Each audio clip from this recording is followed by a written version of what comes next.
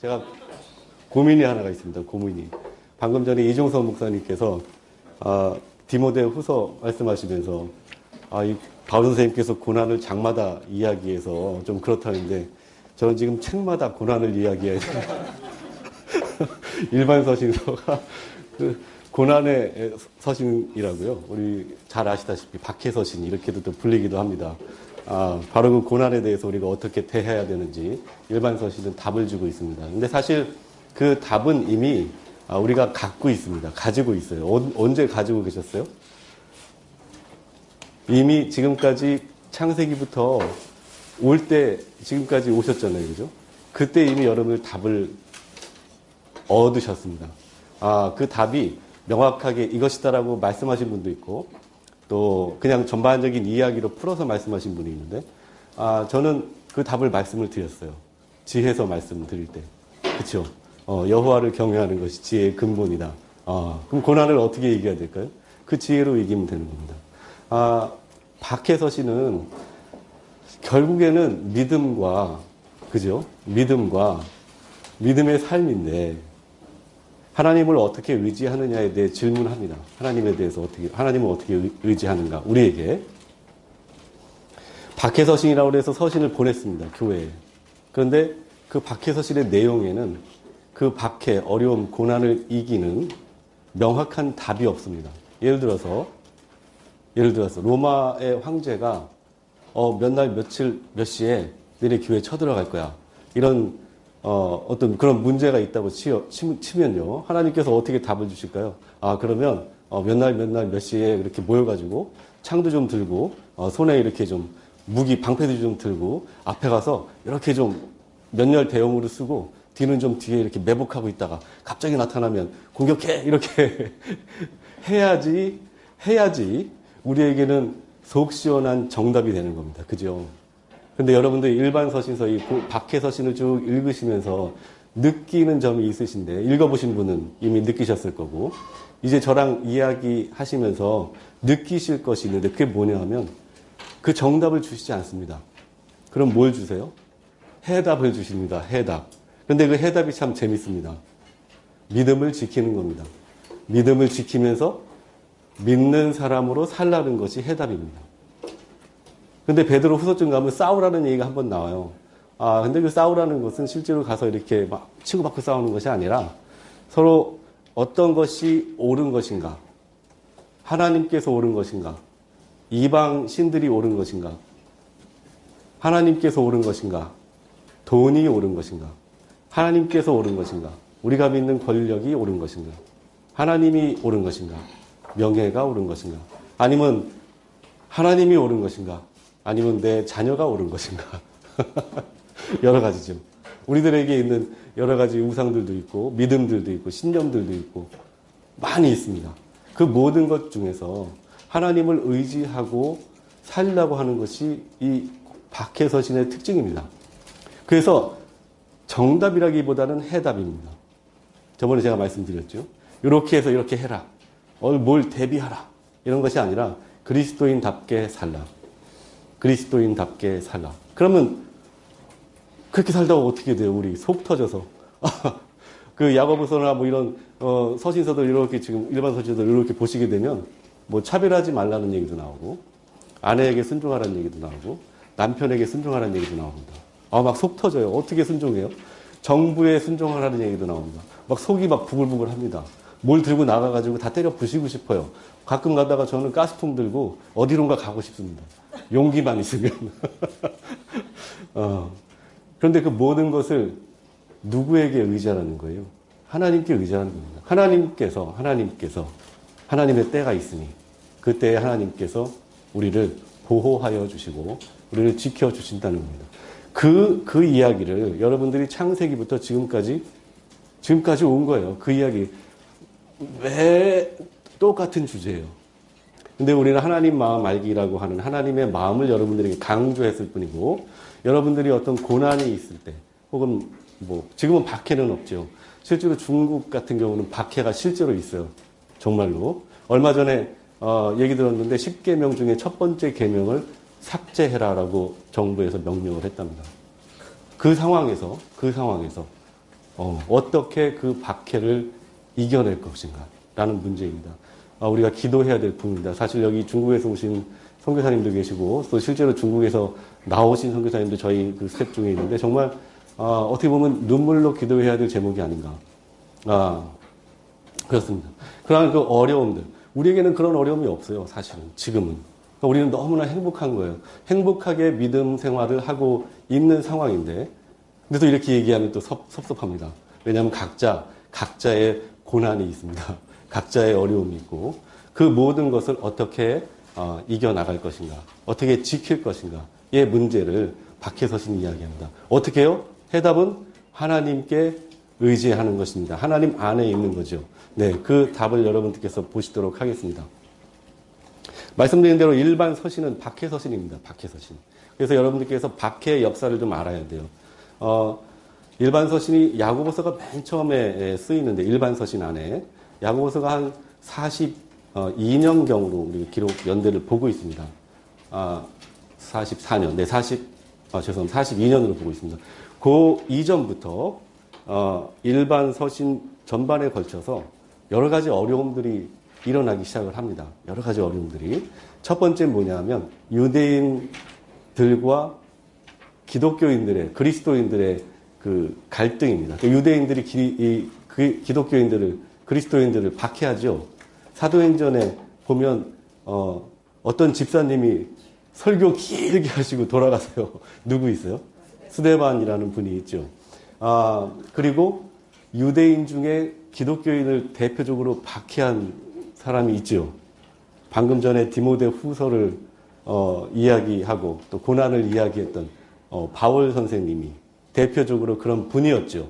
그러다가 예수님 만나서 완전히 바뀌어서 이제 박해하던 사람에서 하나님께 완전히 의지하는 사람으로, 믿음의 사람으로 바뀌어 있었습니다. 그래서 그 모습을 우리가 디모데 후서까지 보고 지금 여기까지 왔습니다. 첫 번째는 기독교인들, 그리스도인들을 유대인들이 박해를 했어요. 그 다음에는 뭐가 있냐면요. 로마 정부가 박해를 하기 시작했는데 본격적으로 하진 않았어요. 유대인들이 로마 정부와 서로 이야기를 합니다. 유대인들이 그리스도인들을 좀 싫어하니까 로마 정부가 유대인들의 좀 환심을 사고 싶었어요.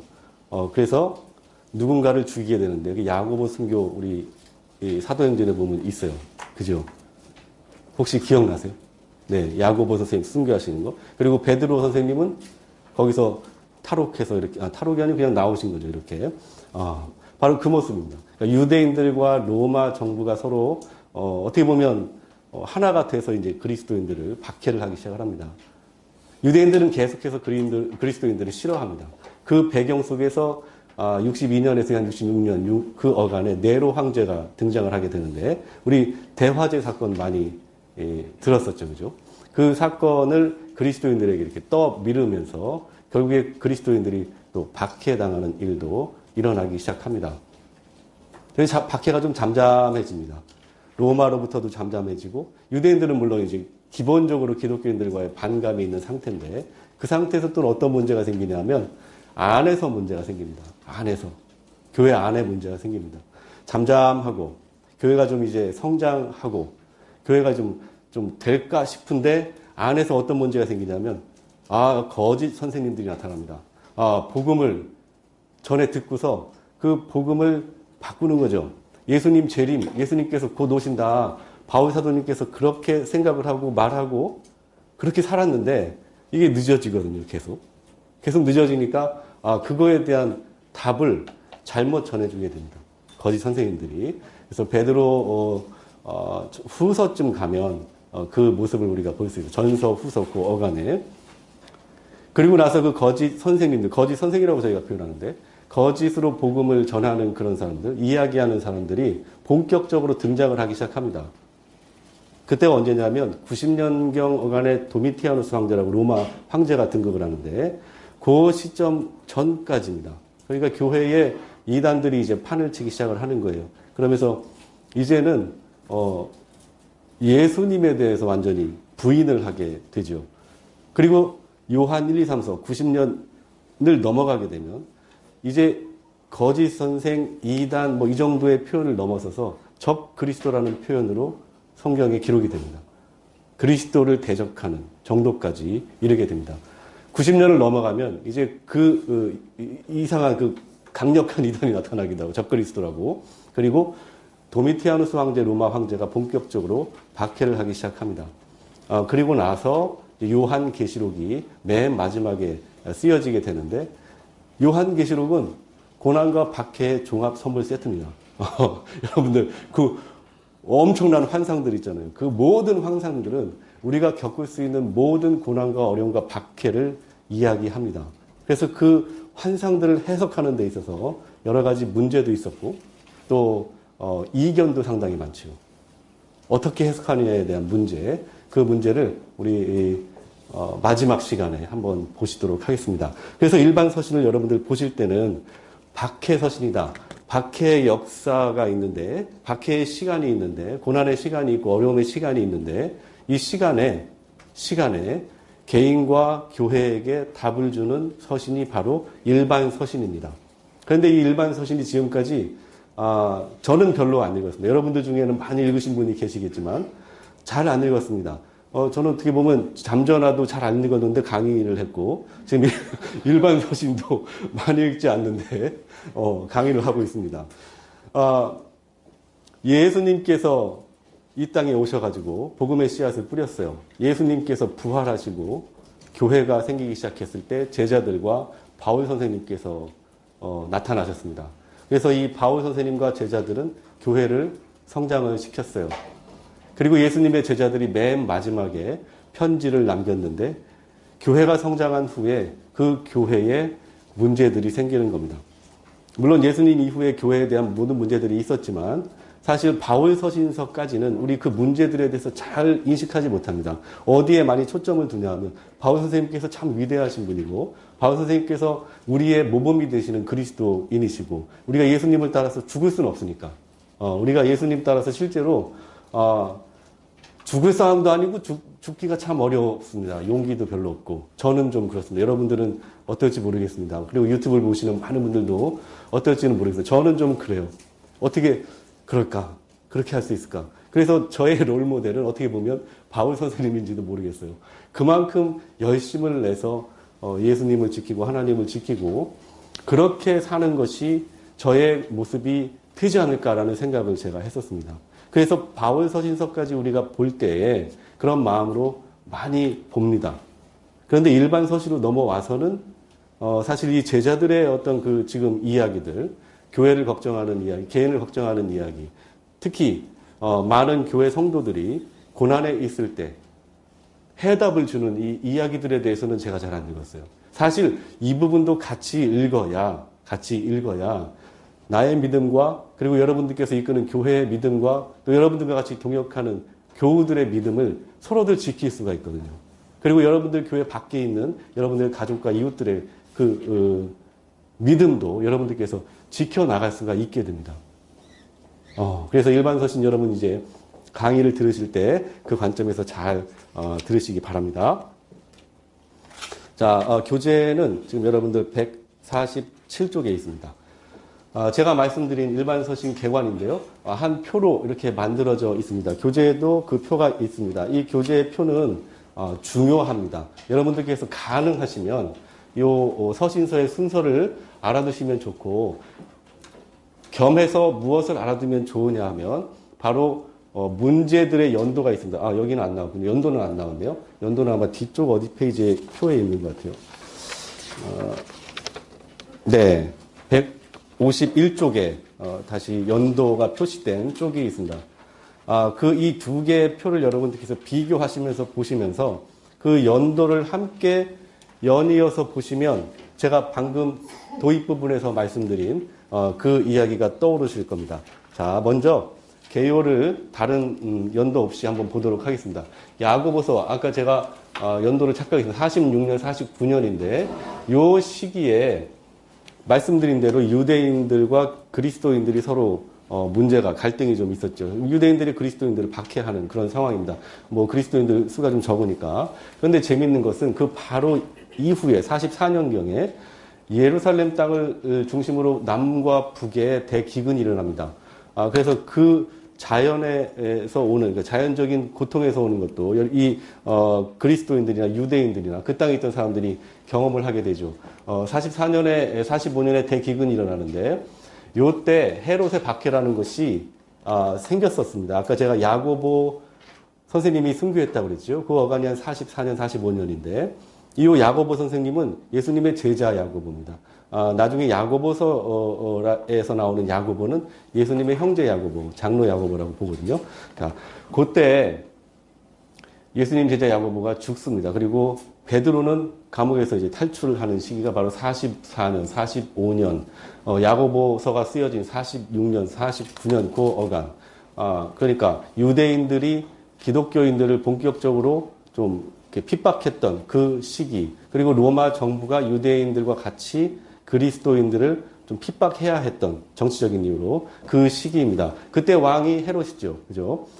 헤롯 대왕의 아들 헤롯 아그리빠, 헤롯 아킬라오, 그 다음에 빌립 1세가 지배를 하게 되는데, 그 아들 중에 한 명입니다. 그 다음에 히브리서가 쓰이는데 62년에서 66년경에 쓰이게 되는데요.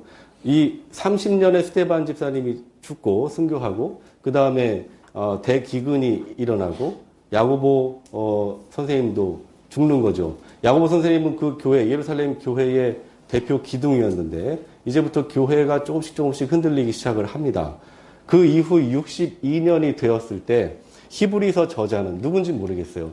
아마도 바울 선생님과 그 사역 기간이 겹치고 바울 선생님의 말년과 좀 연관이 있지 않겠는가라고 보는 분들도 있습니다. 그런데 히브리서는 그냥 수신자를 기록자를 미상으로 저희가 보고 있습니다.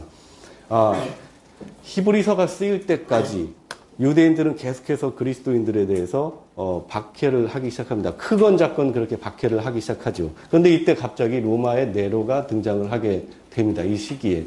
그러면서 불을 질러서 저기 저 구도시들을 좀 리모델링을 해야 되겠는데 이거 좀 어떻게 반대가 좀 심했던 모양이에요. 그래서 불을 확 질러버리고 자기는 어디 휴양지에 가고, 그런데 하필이면 그리스도인들이 기독교인들이 사는 고구역만 안 탄 거예요. 일부러 그렇게 했는지도 모르겠고, 그래서 결국엔 기독교인들이 박해를 받는 그 일이 일어나게 됩니다. 그리고 베드로 전서가 62년, 63년경에 거의 비슷한 시기에 쓰이는데 베드로 그 제자분이 쓴 것으로 보입니다. 기록 장소는 로마이고요.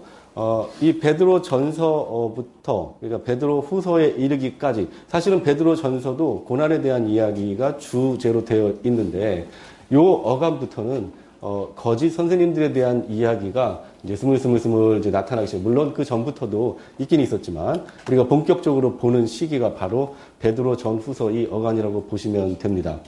베드로 후서에 가게 되면 64년, 66년경에 쓰였는데 본격적으로 거짓 선생들, 복음을 왜곡하는, 이때는 예수님의 재림이 왜 안 오는가에 대한 문제를 잘못 전하는 이들이 있었다는 거죠. 어떤 목적이 있었을 수도 있습니다. 교회 안에서. 그죠? 파당을 만들어서 교회를 무너뜨리려고 하는 경우도 있었을 거고, 그 일로 인해서 자신에게 어떤 이득이 있었을 경우도 있을 거고, 그렇습니다. 그 다음에 유다서가 73년경, 80년경 그 어간에 쓰이는데, 이 유다는 주의 동생 유다입니다.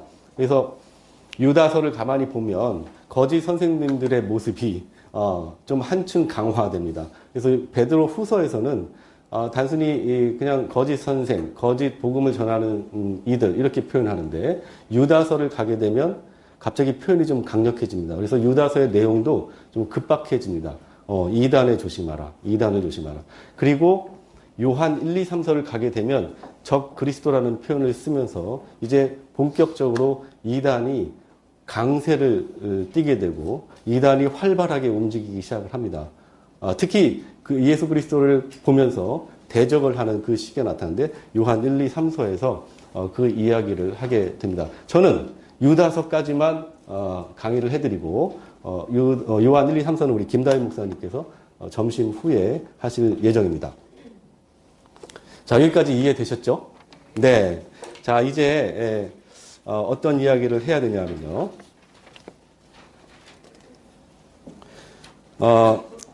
일반 서신서 각 편지의 장수를 한번 알아보겠습니다.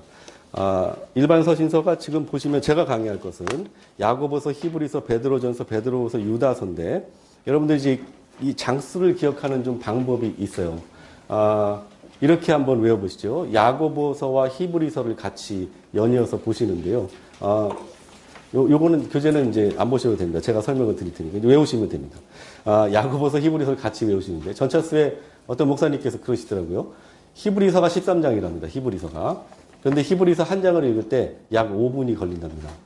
그래서 이제 야고보 이렇게 야고보서 외우기 쉬우시죠? 히브리서가 몇 장이라고요?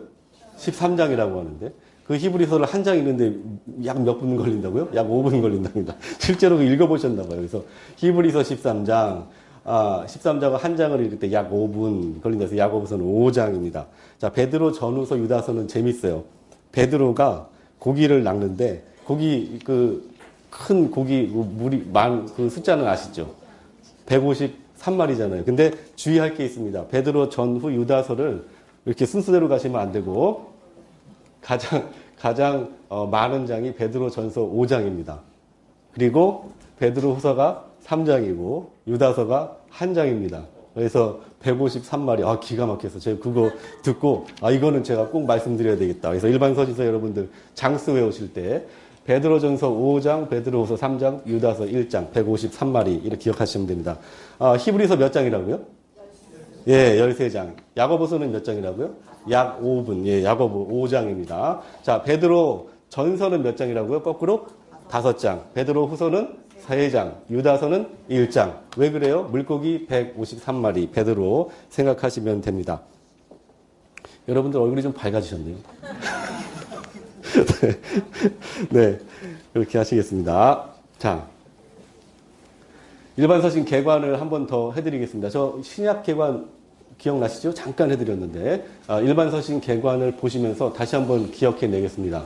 신약을 보시게 되면 복음서와 요 뒤에 사도행전이 하나 붙죠, 그죠? 여기까지가 어떤 책이라고 제가 말씀을 드렸습니다.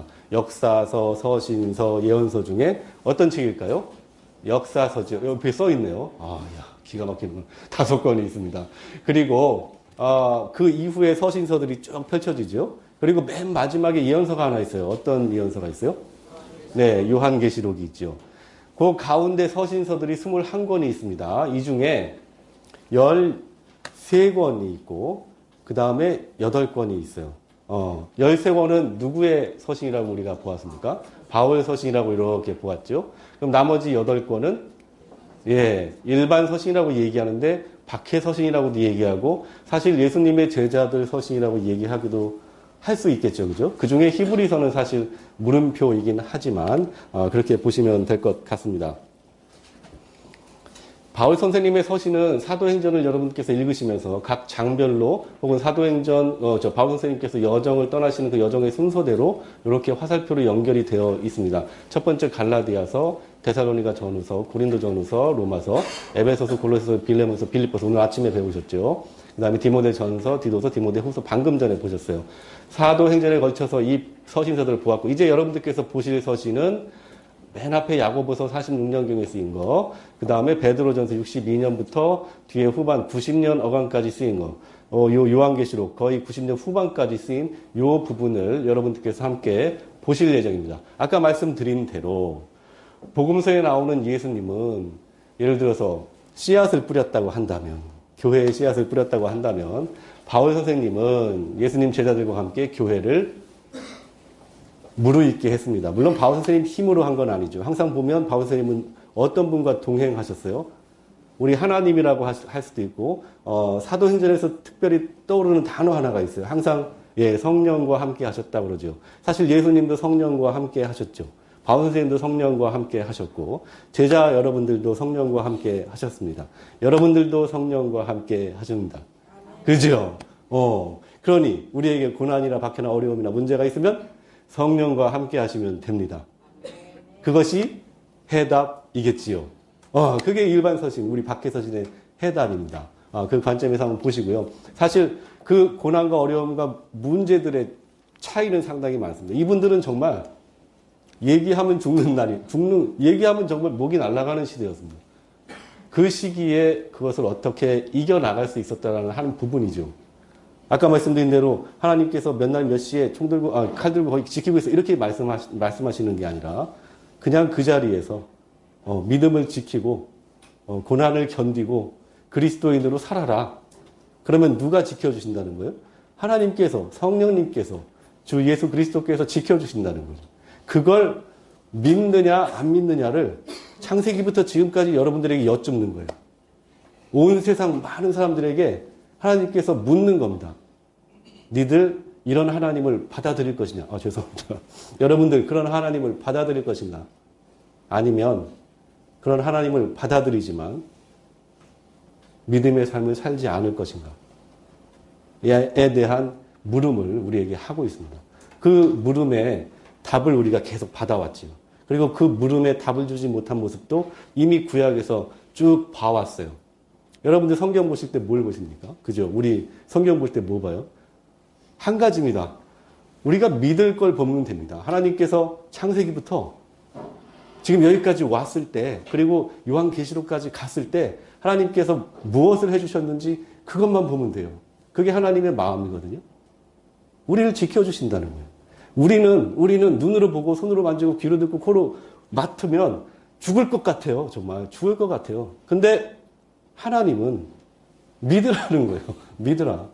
왜 성령님을 못 믿냐? 성령을 못 믿냐? 왜 나를 못 믿냐? 이거죠. 이제 그 이야기를 성경에서 계속 합니다. 그리고 그 승리의 삶을 살았던 분들을 우리에게 지금 보여주고 있어요. 그래서 저는 항상 기도할 때 이렇게 하면 성령님께 힘과 지혜와 용기를 달라고 항상 그렇게 기도를 합니다. 여러분도 함께 그렇게 기도했으면 좋겠습니다. 자, 야고보서, 베드로 전후서, 히브리서, 유다서, 요한 1, 2, 3서. 요한 1, 2, 3서는 우리 김다희 목사님께 맡겨드리도록 하겠습니다. 자, 일반 서신 개관 다시 한번 보시겠습니다. 다른 표인데요. 사도행전이 28장까지 이어지고 있고, 첫 번째 보시면 48년, 49년 이렇게 기록이 되어 있는데, 야고보서가 46년경에 기록되어 있다 이렇게 표로 되어 있습니다. 그리고 쭉 시간이 흘러서 62년경쯤 오게 되면 히브리서와 베드로전서, 그 다음에 베드로후서, 그리고 더 시간이 흘러서 한 73년경쯤 되면 유다서, 그리고 더 시간이 더 흐르면 요한 1, 2, 3서가 쓰여지고 요한계시록까지 이어진다는 걸 여러분께서 보실 수가 있습니다. 아까 제가 연도를 확인하시는 게 중요하다고 말씀을 드렸거든요. 박해해 연도입니다. 박해해 연도. 서신서와 박해해 연도를 같이 연이어서 생각해 보시면 됩니다. 글씨가 좀 작지만 여러분들 교재 151쪽에 보시면은 보실 수가 있는데요. 오른편에 기록된 서신 요 칸에 야고보서 46년, 49년 쭉 옆으로 가게 되면 여러 가지 일들이 자세하게 기록이 되어 있습니다. 요 사이에 보시면 32년에 스데반 집사님이 순교하지요. 요때 실제로 그리스도인들이 박해받는 모습을 결정적으로 보여주게 되고 44년, 46년 이후 어간에 대기근이 생기게 되고 그리고 야고보가 순교하는 연도가 대략 44년 정도로 보게 됩니다. 헤롯 아그리파 1세가 야고보 선생님을 순교시키지요. 그 어간에 쓰인 게 야고보서라는 겁니다. 그래서 요 칸 중에 연도와 내용을 한번 같이 보시면 좋을 것 같습니다. 이 시기에는 유대인들이 그리스도인들을 박해하는 시기였습니다. 대표적으로. 그리고 유대인들과 로마 정부가 같이 이야기를 해서 그리스도인들에게 뭔가 트집을 잡는, 괴롭히는, 박해하는 그런 시간이었죠. 그리고 64년부터 이 표가 이어지는데 옆에 보시면 히브리서 62년부터 66년 있죠. 로마 대화지가 64년경에 생기고 이 어간에 네로 황제의 일이 있었다는 거고 베드로 선생님이 66년에 순교했던 연도가 기록이 되어 있습니다. 그러니까 베드로 전서는 베드로 선생님이 저자니까 순교하기 직전 정도 되지 않았을까라고 저희들이 판단을 하는 거죠. 많은 학자들도 그렇고요. 그리고 베드로 후서도 순교하시기 직전에 연이어서 쓰여졌다고 봅니다. 그리고 밑으로 내려오게 되면 오른편에 유다서가 기록이 되어, 표시가 되어 있는데요. 73년경 보면 밑에 80년 있죠. 도미니아투스 황제가 즉위를 하는데 즉위할 때까지는 사실 요 네로 황제 이후부터는 외부의 어떤 박해는 별로 없었어요. 좀 교회로 보면 잠잠했던 시기입니다. 그때에 내부의 문제가 생겼다고 여러분들께서 보시면 됩니다. 그래서 베드로 전 후서를 보시게 되면 그 문제가 기록이 되어 있고요. 그리고 73년이 넘어가는 이 시기, 80년 이 시기 유다서가 쓰일 때는 교회 내부의 이단들이 강력하게 활동을 했었다라고 보시면 되고요. 90년이 넘어가면 이제 도미티아누스 황제가 외부에서 또 교회를 이렇게 박해하기 시작을 합니다. 그래서 외부에서 박해가 생기고 내부에서 이단이 활동하고 이때는 정말 어려운 시기였어요. 그 시기에 요한계시록이 쓰여지게 됩니다. 이 표를 여러분들께서 잘 공부하시고 일반 서신서를 보시면서 여러분들의 신앙과 여러분들의 또 지식도 커가기를 바랍니다. 다른 표입니다. 이거는 유대인 기독교인, 이방인 그리스도인에 대한 이야기인데 연도별로 그 시대에 교회에 어떤 교인들이 있었는가 이렇게 이제 이야기하는 거예요. 어떤 교인들이. 한번 생각해 보세요. 맨 처음에 예수님께서 나시고 돌아가시고 부활하셨는데 그 시점부터 교회라고 하는 어떤 공동체가 생기기 시작을 합니다. 이 공동체에 맨 처음 그 성도들, 이 성도들은 유대인이었어요. 그래서 예수님도 제자들하고 전도하러 다닐 때 어디부터 간다고 그랬어요? 이스라엘에 잃어버린, 집이라고 표현했던가요? 네.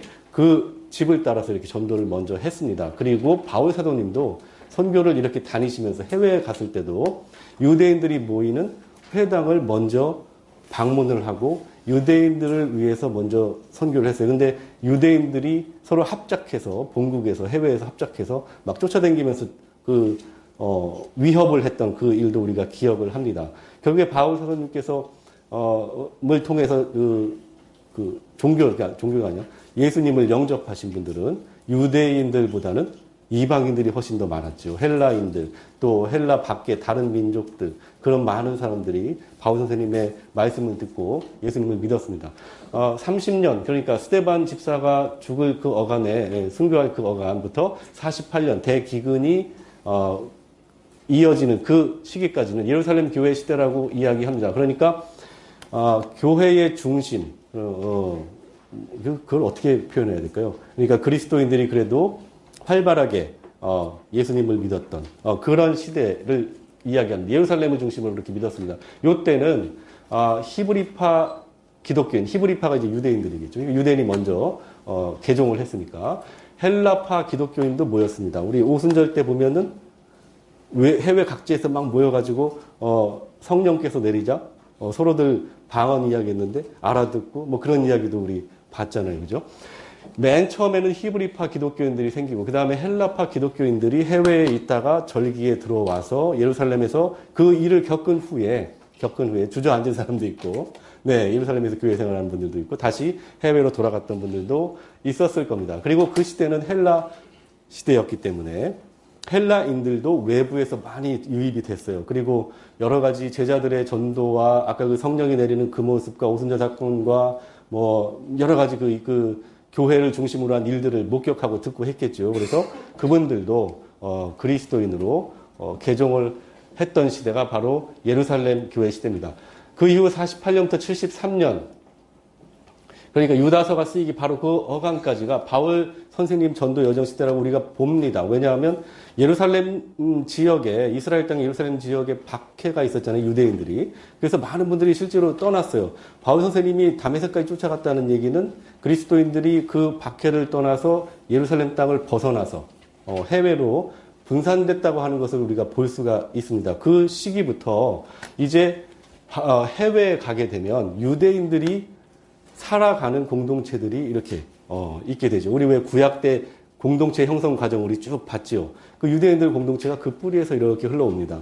유대인들이 거기에 남아있던 분들, 그 후손들, 그러면서 회당을 만들고 종교생활을 하고 있었던 그분들, 그쪽으로 이제 유대인들이 예루살렘에서 흩어져서 이렇게 들어가기 시작하는데, 그래서 모이기 시작하는데, 바울 선생님이 전도 여정할 때 바로 그 회당에 찾아가서, 회당이 없으면 뭐 큰 길거리에 가서 또 복음을 전했다는 이야기죠. 그 시기는, 그러니까 바울 선생님께서 활동하던 48년, 73년 그 시기는 할례파, 무할례파에 대한 문제가 좀 있었어요. 처음에는 히브리파, 헬라파 그 교인들이 이렇게 모였는데, 이제 이 바울 선생님 시대가 되게 되면 할례를 했냐, 무할례 했냐, 이렇게 해서 서로들 이야기가 됩니다. 그런 변화가 좀 있게 됩니다. 그리고 73년에서 100년을 넘어가게 되면, 유대 전쟁이 두 차례 일어난, 66년에 한 번 일어나고, 130년 그 어간에 두 차례가 일어났는데 그 시기부터는 유대인 기독교인들이 아예 해외 쪽으로 많이 거의 대부분 빠져나가게 됩니다. 유대전쟁 일으키면서 성전이 모두 다 사라지고 예루살렘 도시라는 그러니까 유대 민족이라고 하는 것이 완전히 그 땅에서는 사라지는 시기가 되거든요. 그 이후부터는 실제 기독교인, 유대인들 중에 이스라엘 땅에서 예수님을 믿는다 하게 되면 이제 다 해외에서 이렇게 모여서 예수님을 믿기 시작을 했죠. 시대별로 어떤 현상이 교회를 중심으로 있었는지, 그리고 교회의 어떤 중심이 어디로 이렇게 이어지게 됐는지 여러분들 한번 보실 수가 있어요. 예루살렘에서 해외, 땅끝까지, 바울 선생님께서 이야기하는 땅끝까지, 그리고 그 땅끝에 흩어진 기독교인들을 대상으로 이렇게 그 교회의 중심, 교회의 현상들이 퍼지게 됩니다. 처음에는 히브리파, 그 다음에 헬라파 기독교인들이 서로 모이기 시작했고, 여기에서도 어떤 문제가 있었죠. 그죠? 그리고 할례파, 무할례파 기독교인들이 서로 할례를 받아야 되냐 말아야 되냐 되는 문제도 있었습니다. 사실 이 문제는 유대인 그리스도인들과 헬라 그리스도인들의 문제이기도 합니다. 그리고 해외에 흩어진 모든 기독교인들에 대해서 이제 일반 서신서, 그냥 지금 보시게 되는 편지들이 전달이 되기 시작을 합니다. 그래서 일반 서신서를 가만히 보시게 되면 흩어진 이런 표현들이 있어요. 그러니까 예루살렘에서 흩어진 교회 성도들에게 그렇게 편지들이 보내지게 됩니다. 자, 그렇게 되었을 때 한번 상상해 보시죠. 디아스포라, 해외 지역에 어떤 사람들이 모여 있었을까? 자, 히브리파 기독교인들이 있었을 겁니다. 그죠? 박해를 피해서 갔던. 그리고 헬라파 기독교인도 분명히 있을 거고요. 그러니까 그리스인들, 혹은 로마 사람들도 있었을 거고, 아니면 저 동방에 어디, 지금으로 치면 중앙아시아 어디에서, 터키에서도 오고, 어디죠? 아르메니아에서도 오고, 뭐 이런 데서도 올 수가 있죠. 모일 수가 있죠. 그렇게 모인 사람들이 여러 가지 이제 문제를 가지고 이야기를 합니다. 할례 가지고 이야기를 하고, 고기 먹는 거 가지고 이야기를 하고, 뭐 혼인에 대해서도 이야기를 하고, 뭐 음란에 대해서도 이야기를 하고, 우리 고린도서 우리 같이 봤었잖아요. 그죠? 그 이야기를 하게 되는 거죠. 흩어진 유대인 기독교인들에게 지금 편지를 보냈는데, 이분들의 가장 큰 문제가, 방금 말씀드린 그 문제도 있겠지만 가장 더 큰 문제는 뭐였냐면은 고난의 문제였어요. 고난의 문제. 그 문제에 대해서 오늘 지금 일반 서신을 통해서 말씀드리겠습니다.